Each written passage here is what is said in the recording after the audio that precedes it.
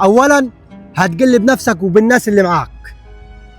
ثانيا اللي انت بتتكلم معاها دي ولا قلت لها كلمه مش هتعرف رد فعلها هيكون ايه ليك، ففي الحالتين هتقلب نفسك.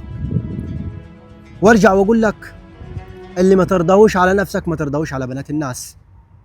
فهمني؟ فكك من الوقت اللي انت فيه ده والفاهم، اكبر شوي وبلاش تعمل كده عشان عيب، واحنا كلنا معانا ولاية وبنات. فهمني؟ فالواحد زي ما يخاف على بيته واهله يخاف على بنات الناس، عشان خاطر اللي هيحترم الناس هتحترمه، وبرضك هيعمل احترام لنفسه وقيمي، لكن ما يبقاش لا مؤاخذة كلمة تجيبه وكلمة توديه والشغل اللي هو الثلاثة أونطة ملوش عازة ده. فالحمد لله يا أختي إنها جت لحد كده، فأنت خد أختك وتوكل على الله. معلش يا اخواتي، حكم عليا.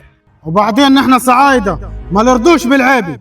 يلا خد أختك يا دوحة وتوكل على الله، يلا اختي. وربنا يهديك على نفسك.